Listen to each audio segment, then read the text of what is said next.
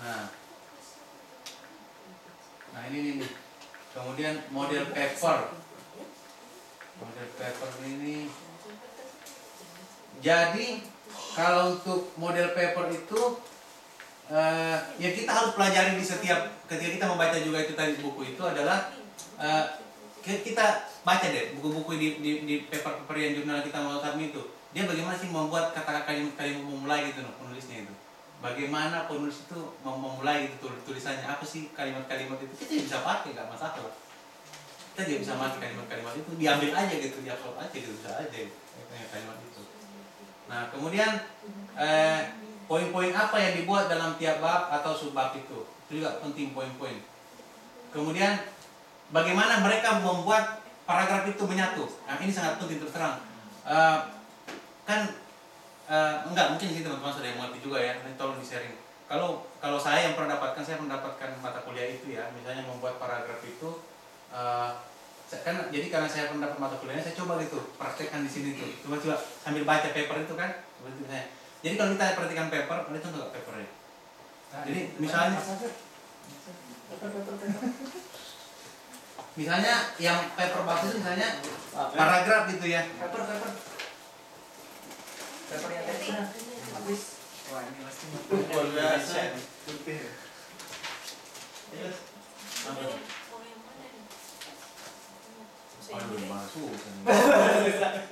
Ya, kalau kita lihat ini kan dalam satu bab itu kan 1 2 3 ada berapa bab ini? Ada 4 paragraf, ada 5 paragraf gitu loh. Jadi sebenarnya kalau kita lihat ini kan ya mungkin waktu kita juga kuliah di Indonesia kan sudah diajarkan ya. Yang introduksi itu kan terdiri dari latar belakang. Jadi latar belakang dan tujuan. Yang inti itu kan latar belakang dan tujuan gitu. Latar belakang dari kita kemudian tujuannya. Nah, tapi ini kan banyak nih. Jadi sebenarnya kalau kita baca ini pengalaman saya nih, tapi coba lihat sampai dibaca sendiri lagi ya. Pengalaman saya. Satu begini cuma satu inti di sebenarnya. Satu paragraf itu cuma satu yang dia mau di level orang ini di satu paragraf ini. Ya kan? Misalnya, in the soil environment, fungi are one of the many members of cosmopolitan community characterized by complex interaction. In the reservoir, fungi play an important role for their effect on plants, including beneficial associated. In fact, soil, fungi, and control interaction caused by other mechanisms using different mechanisms that involve are secondary. Jadi dia menjelaskan bagaimana soil dan fungi gitu. Dia macam menjelaskan, terus dia pakai referensi orang ini. Dia menjelaskan. Kalau saya lihat ini hanya jadi satu paragraf ini dia mau menjelaskan meskipun ada juga bahasa antara menjelaskan satu kemudian berikutnya diperjelas, kalimat berikutnya dia memperjelas. Ya kan? Jadi intinya cuma fungi sama soil di satu bab ini di satu paragraf ini gitu. Nah, cuma yang penting itu kita lihat bagaimana dia menyambungkan gitu. Jadi makanya sangat penting yang mengerti bagaimana dia menggabungkan kalimat ini sampai dia tutup itu sangat penting itu. Jadi satu paragraf cuma satu, mungkin itu juga ini panjang begini nih. Ini satu juga ini dalam ini. Nah, itu yang kita ketika itu baca paper nanti kalau sampai sini, kita baca itu apa sih yang di level gitu. Nah, kemudian kalau kita tahu intinya dia mendeliver ini, bagaimana dia membahasakan itu indah sekali itu dia mendeliver satu poin itu gitu.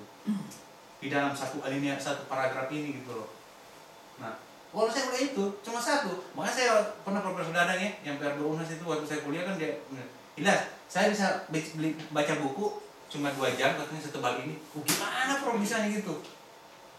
Bahasa Inggris lagi kan, ternyata dia bilang ya begitu gampang, masuk ke abstrak aja buku itu isinya ya cuma begitu doang. Jadi satu buku sudah mengerti apa isinya buku. Tapi kalau mau detail mengenai apa yang ada di setiap bagian-bagian itu ya masuk ke babnya gitu. Tapi satu buku dia bisa tahu Pak Dadang, saya bisa tahu buku ini apa.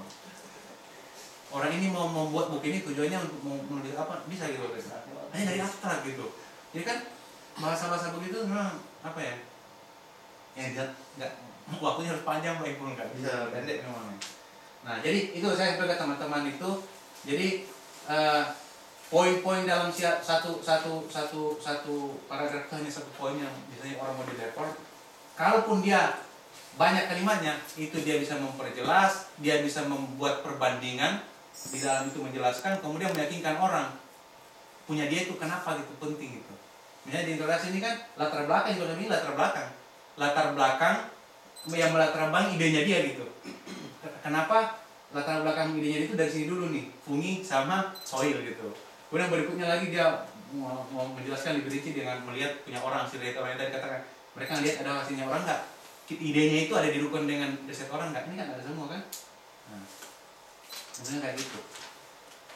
Jadi yang bahas yang paling penting adalah bagaimana kita menyatukan paragraf. Nah, harus belajar bahasa Inggris.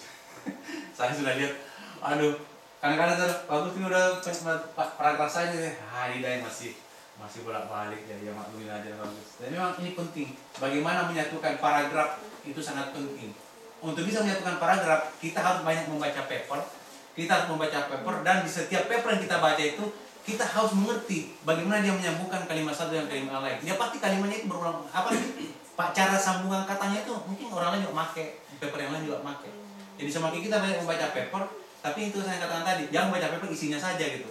Tapi bahasanya dia itu seperti apa sih? Apa sih yang dia gunakan untuk menyambung satu kalimat dengan kalimat lain, itu penting.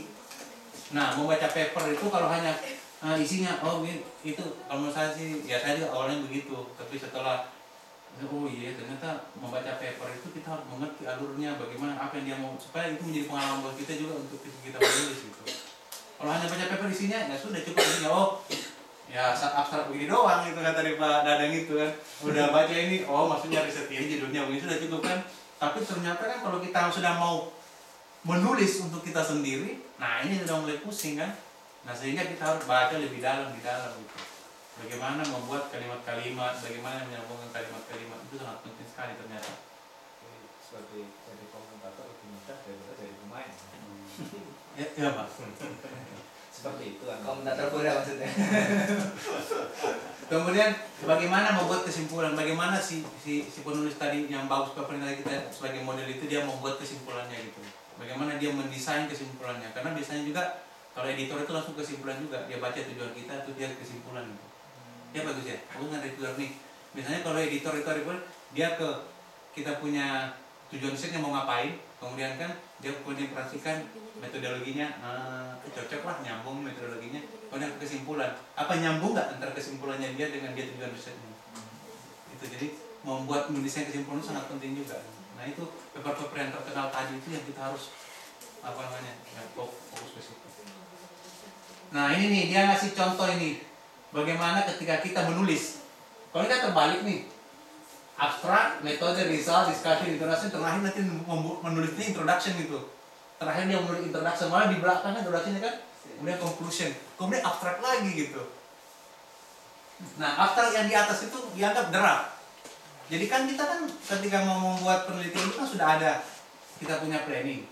Ya, saya mau riset ini misalnya, sudah ada riset planning kita sudah ada. Jadi kita bisa menulis abstrak pastinya gitu, meskipun itu hanya draft gitu. Keuntungannya adalah ketika kita sudah menulis abstrak, misalnya kita punya data ini, kemudian kita sudah mulai menulis nih, kita nulis abstrak itu kan, ketika misalnya kita mau gakai, kita bisa bawa abstrak itu gitu. Abstrak tadi kita bisa bawa untuk ke gakai itu gitu. Abstrak yang draft ya, bukan yang abstrak yang final itu. Jadi sudah ada abstrak, jadi ketika dituntut oleh sensei gakai, ya udah sudah ada, kita punya abstraknya sudah ada gitu, tinggal usah nulis lagi. Ya kita harus abstrak duluan itu, abstrak penelitian riset ini kita gitu. Kemarin nggak bilang Pak? Saya juga baru baca nih Mas Adi. Nah kemudian dia menulis kemudian metodenya. Jadi menulis metode. Kenapa dia menulis metode itu?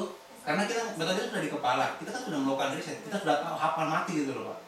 Metode kita itu sudah kita hafal mati lah. Artinya data kan sudah punya nih. Berarti metodologi kita sudah kuasai kan.